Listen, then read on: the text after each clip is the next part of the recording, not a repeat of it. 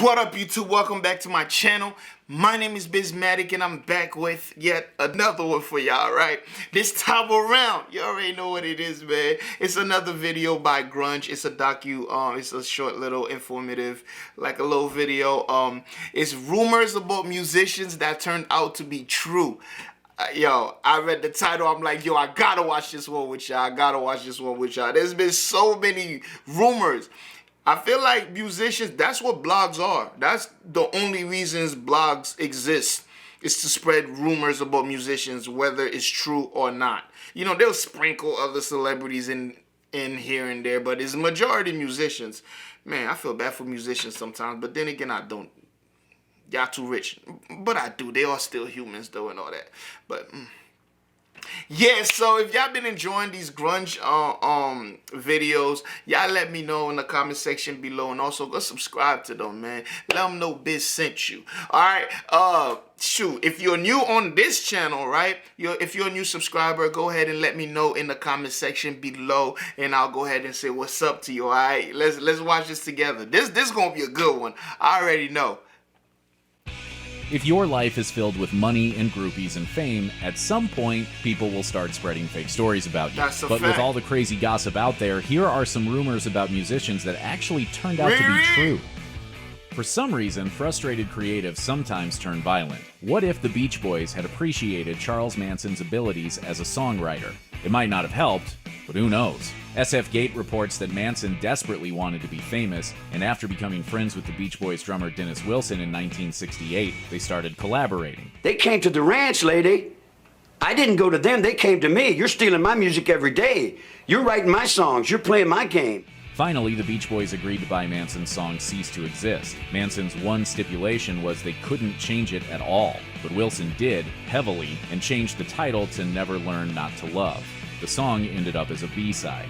The reason some people don't believe this story is that Manson's name didn't appear on the record. Wilson took full credit for the song, and Manson was furious. One songwriter claims Manson approached Wilson and basically threatened to kill his children. Instead of being terrified, Wilson allegedly beat the crap out of Manson. That was the end of Manson's music career. A year later, his followers killed Sharon Tate and 4 others. The CEO of Snapchat might be worth billions of dollars, but even he must bow to the awesome power of Rihanna. Snopes reported that in March 2018, the social media app hosted an advertisement for a mobile game called Would You Rather. Users were given the unbelievably offensive choice to either punch Chris Brown or slap Rihanna. If you missed part of the 2000s, you might not be aware why that's even worse than just encouraging violence in general. Rihanna and Chris Brown used to date, and during their relationship, it went public that he abused her, so making light of it was extremely tone-deaf. When screenshots of the ad started going viral, Snapchat pulled it. But a few days later, Rihanna addressed the issue. In a now-deleted Instagram post, Riri told her then 61 million followers that domestic violence was not a joke and that the ad let all victims down. And instead of going after the game, Rihanna then appeared to tell her followers to delete the Snapchat app entirely, noting that she had never been a fan of it. The same day Rihanna posted that message, Snapchat's stock dropped $754 million in value. This wasn't normal, and nothing else bad happened for the app around that time that would have caused such a massive sell-off. So it appears that one Instagram post by Rihanna really does have the power to cause panic on Wall Street. In September 2016, Through the Wire, Kanye West's debut single from 2004 started trending on Twitter. According to Spin, it all began when a random person posted it in a since-deleted tweet. And what's crazy is Kanye still got the world thinking he was in a bad car accident October 2002. All I'm gonna say is come to Chicagoland and ask. This resulted in other people replying that they agreed Kanye was a big ol' liar. The background is, Kanye was a music producer, not a rapper, before Through the Wire. The song got its name from the fact that when he recorded it, his jaw was literally wired shut, the result of a horrific car crash. I recorded the song Through the Wire 2 weeks later with my mouth still wired shut. Getting in the crash had inspired Kanye to finally pursue his dream of becoming an artist in his own right. But now people were claiming Kanye's whole origin story was built on a lie. The conspiracy theory is that Kanye was really jumped by some guys in Chicago for stealing music rather than being messed up in a car crash in Los Angeles like he claims. But it turns out there's a ton of evidence that supports Kanye's version of events. MTV reported on the crash at the time. Also, he wasn't the only person hurt. The other victim, who even sued Kanye after the crash, was so badly injured he couldn't work for a year. The The lawsuit, plus the fact that there's evidence Kanye went to the hospital in California and not Illinois, should pretty well prove he wasn't lying about it. To nearly lose your life, to nearly lose your mouth, your voice as a career as a rapper, your face. You know, I had to be on TV. My face looks crazy to me now. You might have read that Billy Joel doesn't sell tickets for the front row of his concerts, instead giving them away to, quote, real fans who can only afford the cheap seats. That's According dope. to Joel himself, he actually does this. In an interview with Billboard That's in really 2014, dope. he More explained his artists logic. do shit like Joel that. said that for years, scalpers would get their hands on the front row seats, which were originally pretty I covered reasonably that priced, song. and sell them at a huge markup. This meant when Joel was looking out at the audience members closest to him, all he'd see was rich people. He didn't think they had the right attitude.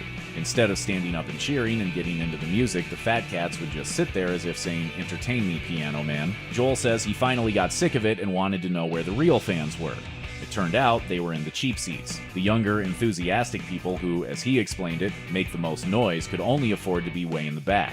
So, according to Joel, they hold the front row seats now, and when the audience starts coming in, the road crew goes to the worst seats and brings people forward. He says that way you've got people in the front row that are really happy to be there, real fans.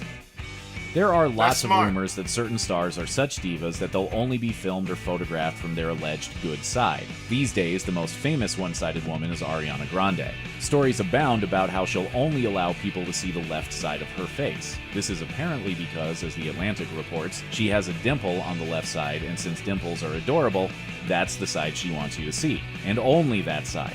If you watch her music videos, you'll notice catching her right side is extremely difficult. Same when you search her images on Google.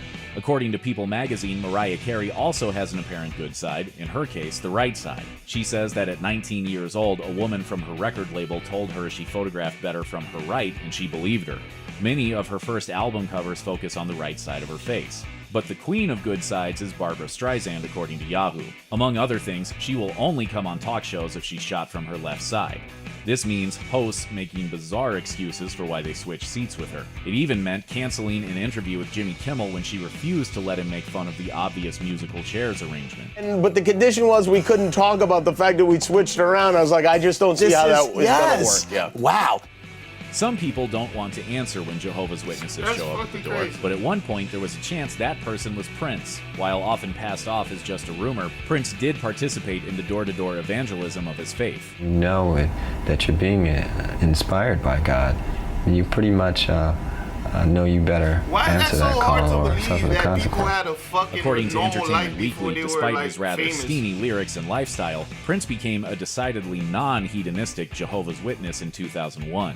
Oh, 2 shit, years he later, was a woman already in famous. Minnesota answered a knock at the door to discover the pop star and another musician standing there. He introduced himself as Prince Nelson, his real name, and then came inside and started talking about Jehovah. After listening to them read the Bible for a bit, the Jewish homeowner told them she was not interested, so they gave her a pamphlet and left. The woman described him as very kind, although she called the event so bizarre. This was far from the only time he went door to door over the years. The LA Times reports that Prince would sometimes disguise himself and that the people he preached to, quote, never called him out on it. They listened to his message and respected his opinion. According to Billboard, Prince himself said, "Sometimes people act surprised, mostly they're really cool." However, one reporter who interviewed the musician in 2004 didn't appreciate Prince's attempt to convert him very much. Calling the situation a little uncomfortable, he said, "Prince got pretty intense." You know, I just had a thought. Maybe we're bothering people by trying to change the religion. What if we don't have all the answers? You're right, Noreen. Let's go get real jobs.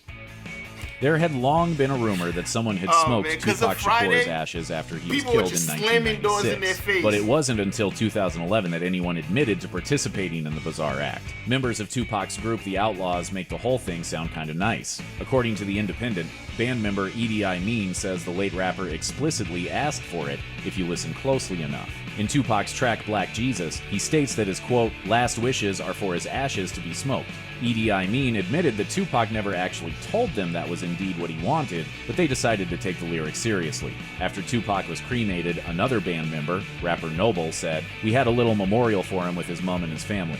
They went to the beach, where they indulged in things Tupac loved, like chicken wings, orange soda, and marijuana. The Outlaws then proceeded to combine some of the late rapper's ashes with the marijuana and smoke it, or as they put it, we twist up some of that great granddaddy California kush and mix the big homie with it, so, you know, Tupac is flowing through our system." People just was like, oh man, they smoked their ashes. Some people was like, man, that's some sick.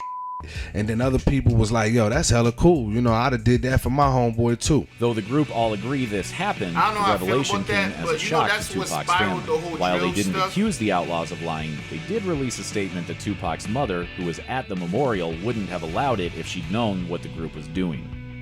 One of the stories that goes around about Elvis Presley is called the Catfish Incident, and it turns out to be true, a sad reflection of what he could be like in the drug-filled later part of his life. According to the book What the Great Ate, Elvis absolutely hated seafood, especially the smell. This dislike became key on July 20th, 1975, during a concert in Virginia where Virginia Living claims he had a meltdown. First, he complained that 12,000 people were breathing on him. Then he whined he could smell green peppers and onions. But the final straw was when he turned and accused his 4 backup singers of eating catfish. No one knew exactly what he meant by it, but it was obviously hostile. He'd taken to lobbing insults at the women ever since he broke up with one of them. 3 of the backup singers walked off stage. A review of the concert reported that tension among the fans was noticeable. A lot of people think there was a racial undercurrent to the insult. Elvis's only explanation for the outburst was, "I thought it was funny." Check out one of our newest videos right here. Plus, even more grunge videos about your favorite stuff are coming soon. Subscribe to our YouTube. It's crazy. I never hear anything good about Elvis. The only good thing I hear about Elvis is that he was talented.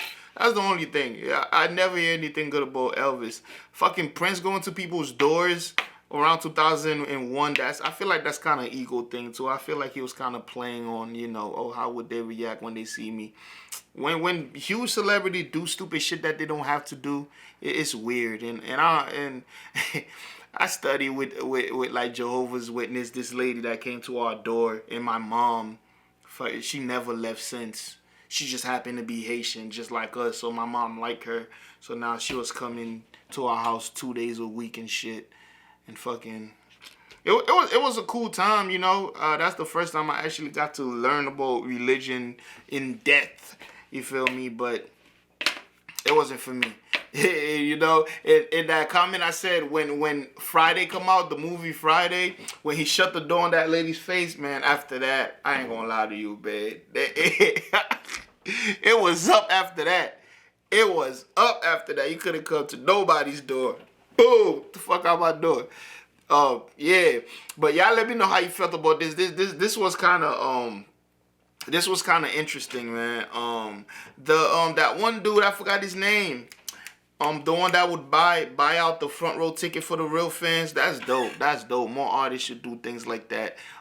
Yeah, so y'all let me know how you felt about it in the comment section below, man. And y'all let me know also what y'all want me to review next, right? Another thing, if you made it this far, go ahead and hit that subscribe button and hit that notification bell because you already made it this far. Why not, right? And for my triple OGs, I do got a second channel. The link is in the description. And yo, I'll see y'all next time, yeah?